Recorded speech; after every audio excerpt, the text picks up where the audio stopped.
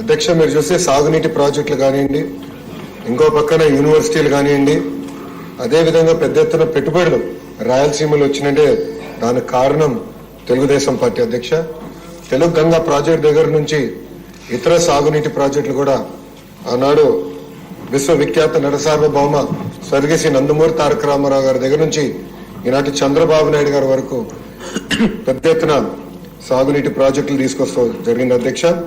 అధ్యక్ష అంతేకాకుండా మీరు చూస్తే 2014 నుంచి 19 వరకు ప్రత్యేకంగా చంద్రబాబు నాయుడు గారి నాయకత్వంలో పెద్ద ఎత్తున రాయలసీమకు పెట్టుబడులు కూడా తీసుకొచ్చారు. అధ్యక్ష మీరు ఒక్కసారిగా చూస్తే అనంతపూర్ లాంటి జిల్లాకి ఆనాడు కియా మోటార్స్, కియా అనుబంధ సంస్థలు తీసుకొచ్చి పెద్ద ఎత్తున అక్కడున్న నిరుద్యోగ యువకులకి ఉపాధి కల్పించింది ఎన్డీఏ ప్రభుత్వం.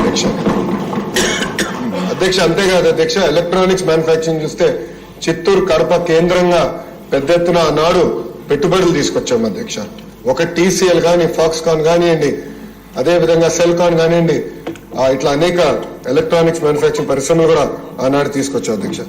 అధ్యక్ష చంద్రబాబు నాయుడు గారి నాయకత్వంలో మీరు చూస్తే అధ్యక్ష కేంద్ర ప్రభుత్వ సహకారంతో ఐఐటి తీసుకొచ్చాం, ఐఐటి డిఎం తీసుకొచ్చాం, ఇతర యూనివర్సిటీలు కూడా కర్నూలు కానివ్వండి, అటు కడప కానివ్వండి, ఇట్లా అనేక యూనివర్సిటీలు కూడా తీసుకొచ్చా. అధ్యక్ష పాదయాత్రలో కూడా నేను చూశాను. అధ్యక్ష ఆనాడు హార్టికల్చర్ మిషన్ అని చంద్రబాబు నాయుడు గారు ఒక మిషన్ మోడ్ లో హార్టికల్చర్ తీసుకెళ్లారు. అధ్యక్ష దాంట్లో నేను చూస్తే అధ్యక్ష అరటి కానివ్వండి, డ్రాగన్ ఫ్రూట్ కానివ్వండి, అదేవిధంగా సపోటా కానివ్వండి, మామిడి కానివ్వండి, డేట్స్ కానివ్వండి పెద్ద ఎత్తున ప్రోత్సహించారు. అధ్యక్ష సాగునీరు హార్టికల్చర్ జోడిస్తే ఇంకా రాయలసీమ జోలికి ఎవరు వెళ్ళారు. అధ్యక్ష తలసరి ఆదాయం అనేది విపరీతం పెరుగుతుంది. దాంట్లో భాగంగా అధ్యక్ష పాదయాత్ర చేసినప్పుడు కూడా నేను మిషన్ రాయలసీమ అని, రాయలసీమ డిక్లరేషన్ అని కూడా నేను ఆనాడు ఇస్తాం జరిగింది. అధ్యక్ష మిషన్ రాయలసీమ చాలా స్పష్టంగా ఆనాడు నేను ఇక్కడ పాదయాత్ర చేశా, ప్రజల సమస్యలు తెలుసుకున్నా. కర్నూలులో హైకోర్టు రావాలని కోరినప్పుడు వాళ్ళు ఒకటే చెప్పాను, పరిపాలన సౌలభ్యం కోసం అన్ని ఒకే దగ్గర ఉండాలి, తప్పనిసరిగా బెంచ్ అనేది మన ప్రభుత్వం వస్తుంది, ఏర్పాటు చేస్తాను అన్నాడు, హామీ ఇస్తాం జరిగింది. అధ్యక్ష నిజంగానే ఈ సభాముఖంగా గౌరవనీయులు మంత్రివర్యులు ఫరూక్ గారికి నా ఉదయపూర్వక ధన్యవాదాలు నేను తెలుపుకుంటున్నా. అధ్యక్ష ఎందుకంటే ఆయన నాయకత్వంలో ఇది జరుగుతాం చాలా చాలా సంతోషం.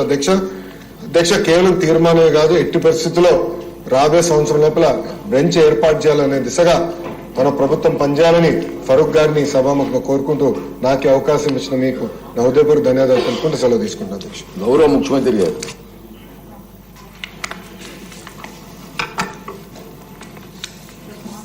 అధ్యక్ష ఈరోజు ప్రభుత్వం ఏదైతే ఎన్నికల మేనిఫెస్టోలో పెట్టామో కర్నూలులో హైకోర్టు బెంచ్ పెట్టాలని చెప్పి ఆ రోజు ఎన్నికల మేనిఫెస్టోలో చెప్పాం. దాని ప్రకారం నిన్నే కేబినెట్లో తీర్మానం చేసి, అసెంబ్లీలో కూడా తీర్మానం చేసి, అటు హైకోర్టుకి గవర్నమెంట్ ఆఫ్ ఇండియా కూడా పంపిస్తాం.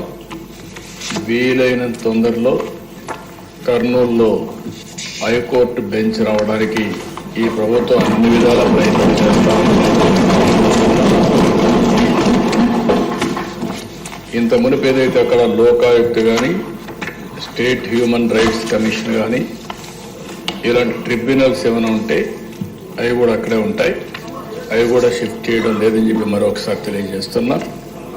ఇది కాకుండా అధ్యక్ష ఈరోజు ఈ ప్రభుత్వం వికేంద్రీకరణ, ఎక్కడికక్కడ 1-2 సిటీసే కాకుండా ఈరోజు అన్ని ప్రాంతాల్లో సమగ్ర అభివృద్ధి కోసం కట్టుబడి ఉన్నాం.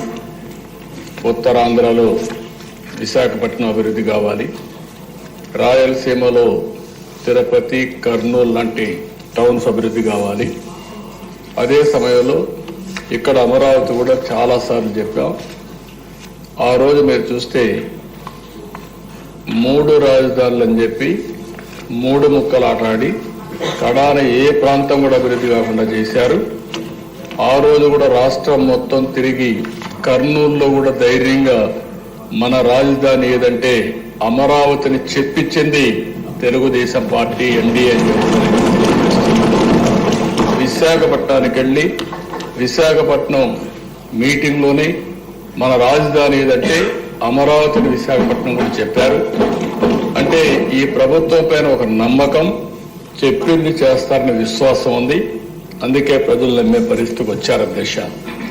ఈరోజు కాంగ్రెస్ సభ్యులందరూ గుర్తుపెట్టుకోవాలి, రాయలసీమలో ఉండే ప్రజలందరూ కూడా ఆలోచించుకోవాల్సిన అవసరం ఉంది. ఈరోజు ఈ రాష్ట్ర సమగ్ర అభివృద్ధి ఒక్క తెలుగుదేశం పార్టీతోనే సాధ్యం అధ్యక్ష. చేశాం, చేసి చూపించాం.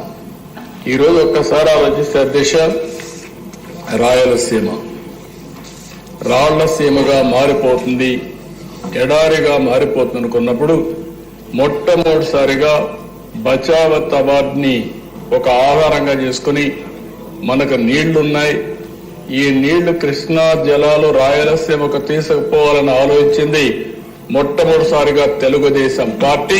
నందమూరి తారక రామారావు గారికి కూడా నేను తెలియజేస్తున్నా.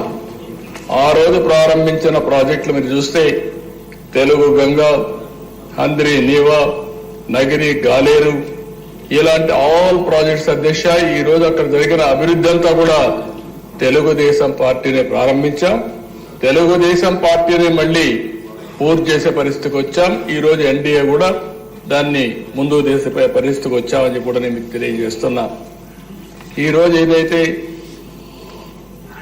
సాగునీటి సమస్య ఉందో, దీనికి సాగునీటి సమస్య మీరు ఒకసారి ఆలోచిస్తే, నిన్న కూడా ఈ అసెంబ్లీలో చెప్పాను, నదులు అనుసంధానం చేసి పోలవరం పూర్తి చేసి గోదావరి అటు వంశధార, గోదావరి ఇటు వస్తే పెన్నా, బనక చెర్లకు నీళ్లు తీసుకుపోగలిగితే ఒక గేమ్ చేంజర్ అవుతుందని చెప్పాను.